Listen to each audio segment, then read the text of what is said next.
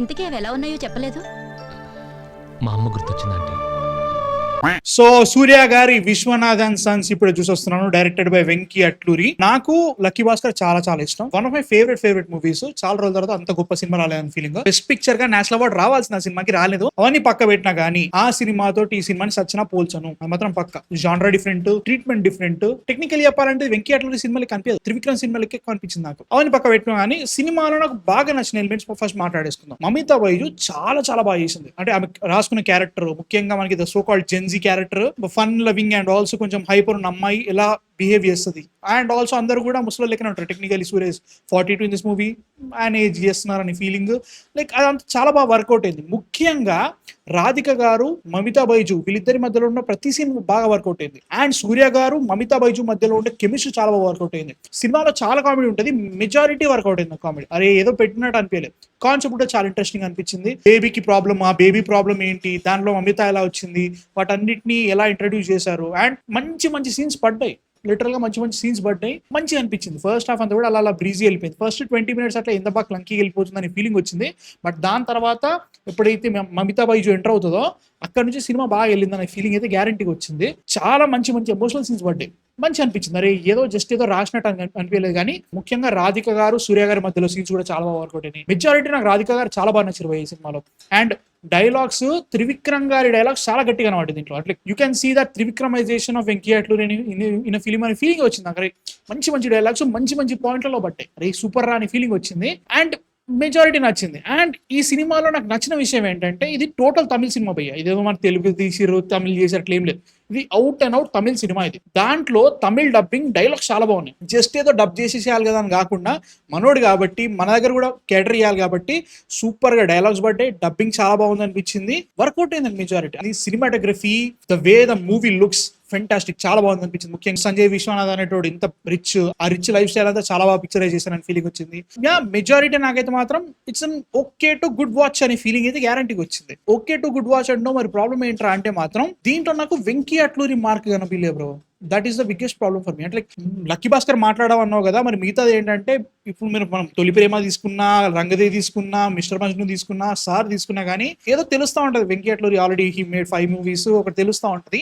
ఈ సినిమాలో నాకు టోటల్ గా త్రివిక్రమైజేషన్ కనిపించింది. అంటే త్రివిక్రమ్ గారి సీన్స్ ఎట్లెట్లా ఉంటాయో, ముఖ్యంగా అత్తారింటి దారేది కానీ, మొన్న వచ్చిన అలవైకుంఠపురంలో కానీ, అక్కడక్కడ గుంటూరు కానీ కొన్ని సీన్స్ అది బాగా అనిపించింది. ఇప్పుడు టోటల్ త్రివిక్రమ్ గారిని ఇమిటేట్ చేసినట్టు అనిపించింది ఏమో నాకు తెలియలే కానీ చాలా ఏందబ్బా ఇది ఎటో వెళ్తుందని ఫీలింగ్ అయితే వచ్చింది. అండ్ ఇది టిపికల్ టెంప్లెట్ సినిమా లెక్క ఉంటుంది భయ్య. అంటే ఒక కాన్ఫ్లిక్ట్, ఆ కాన్ఫ్లిక్ట్ కి ఫ్యామిలీ, డబ్బులున్న కష్టాలు, దానికి ఒక ఇంటర్వెల్ పడుతుంది. ఇంటర్వెల్ నుంచి దాన్ని ఎలా తీసుకెళ్లారు అనుకుంటాం. బట్ సినిమా అక్కడ అయిపోతుంది.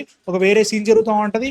ఒక వడిసే పెద్ద డైలాగులు పడే సీన్లు పడాలి, వెంటనే మళ్ళీ క్లైమాక్స్ అయితే వెళ్తుంది. అంటే మనకు తెలుసు కదా త్రివిక్రమ్ గారి సినిమాలు ఈ మధ్యలో ఎలా చేస్తున్నారు. ముఖ్యంగా అత్తారింటి దారి నుంచి ఫ్యామిలీ అనుకుంటా కొన్ని ఉంటాయి కదా, రిచ్ పీపుల్ కష్టాలు. ఎగ్జాక్ట్లీ అలా ఉంటుంది అనమాట. అండ్ నాకు నచ్చిన విషయం ఏంటంటే సినిమాలో ప్రతి సీన్ ఒక టెంప్లెట్ లెక్క ఉంటుంది. అంటే ఈ పర్టికులర్ పీస్ తీసేసి ఇంకో పర్టికులర్ పీస్ పెట్టొచ్చు, అది సేమ్ అలానే ఉంటదని ఫీలింగ్ వచ్చింది అన్నట్టు. ఈ పర్టికులర్ సీన్ ని నేను చాలా సినిమాలో ఆల్రెడీ చూసేసాను, ఈ సినిమాలో మొదటిసారి చూస్తున్నా అని ఫీలింగ్ వచ్చింది. అండ్ ఇది తమిళ వాళ్ళకి చూపిస్తున్నారు కాబట్టి మేబీ వాళ్ళకి కొత్తగా అనిపించేమో కానీ నాకు పర్సనల్లీ ఇదో ఈ పర్టికులర్ బిట్ నేను ఆ సినిమాలు చూసాను, ఈ పర్టికులర్ బిట్ నేను ఈ సినిమాలు చూసాను అని ఫీలింగ్ వచ్చింది. That is disappointing. ఎందుకంటే మంచి డైలాగ్స్ బట్టే, రైటింగ్ బాగుంది, పర్ఫార్మెన్స్ చాలా చాలా బాగుంది. సూర్య గారు చాలా లిమిటెడ్ పర్ఫార్మెన్స్ ఉంటుంది దీంట్లో, బట్ ఒక్క సీన్ ఉంటుంది, ఇట్ వాస్ ఫెంటాస్టిక్. అసలు సూర్య గారు ఎందుకు అంత గొప్ప యాక్టరో ఈ సినిమాలో కనిపించింది. అది అండ్ ఒక సర్టన్ పాయింట్ లో సినిమాకున్న మెయిన్ ఆబ్జెక్టివ్ ని పక్క పెట్టేస్తారు. మళ్ళీ తర్వాత తీసుకొచ్చేసరికి దాన్ని మరీ అంత పెద్ద విషయం లెక్క హ్యాండిల్ చేయలేదని ఫీలింగ్ వచ్చింది. బికాజ్ ఏజ్ ఫ్యాక్టర్ కానీ, లవ్ కానీ,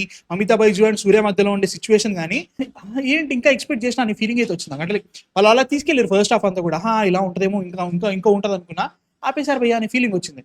అండ్ కొన్ని సీన్స్ అయితే మాత్రం అది ఏంట్రా బాబు ఎన్ని సినిమాలు తీస్తారా ఇట్లాంటి సీన్స్ అన్నట్టు అనిపించినట్టు. అంటే హీరో వచ్చేసి టోటల్ ఫ్యామిలీలో ఉన్న ప్రాబ్లమ్స్ అన్ని సాల్వ్ చేసే సీక్వెన్స్ ఉంటాయి కదా, చాలా సార్లు చూసాం కదా అలాంటి సీక్వెన్స్ దీనిలో ఉంటుంది. అది నాకు నచ్చలేదు, అస్సలు నచ్చలేదు దీంట్లో. అది నాకు కొంచెం తేడా కొట్టింది. మెయిన్ ఆబ్జెక్టివ్ పక్కా పట్టేశారని ఫీలింగ్ వచ్చింది. అట్లా అనుకున్నా గానీ నాకు అస్సలే నచ్చని విషయం ఏంటంటే అనవసరమైన కమర్షియలైజేషన్ తీసుకొచ్చారు ఈ సినిమాలో. సూర్య గారి క్యారెక్టర్ ఇది అని చెప్పేశారు, మంచిగా ఉంది, ఓకే దీని నుంచి ఎలా తీసుకెళ్తారో అనుకుంటామో సంబంధం లేకుండా యాక్షన్ సీక్వెన్సెస్ వస్తాయి. ఎందుకు వస్తున్నాయి? జస్ట్ ఫ్యాన్స్ ని హ్యాపీ చేయాలి. సినిమాకి ఇది హెల్ప్ లేదా, లైక్ ఆబ్వియస్లీ వాళ్ళు ఫ్యామిలీ ఆడియన్స్ కోసం అందరు థియేటర్లో వెళ్ళి చూడాలి కాబట్టి అలానే తీయాలన్నట్టు తీసారేమో తెలియదు, కానీ నాకు అది అన్నెసెసరీ అనిపించింది. ముఖ్యంగా ఒక సీన్ అయితే లిటరల్ గా అథారిటీ దారేది సీన్ కొట్టేసి నాకైతే మాత్రం అట్లా అనిపించింది. ఇవన్నీ పక్క పెట్టినా కానీ జీవి ప్రకాష్ కుమార్ నువ్వు దెప్పేస్తావని సచ్చినా అనుకోలే బ్రో. మ్యూజిక్ ఎక్కడంత బాగా వర్కౌట్ కాలేదు, పాటలంతా అనిపించలేదు, ఏదో వెళ్ళిపోయిందని ఫీలింగ్ వచ్చింది.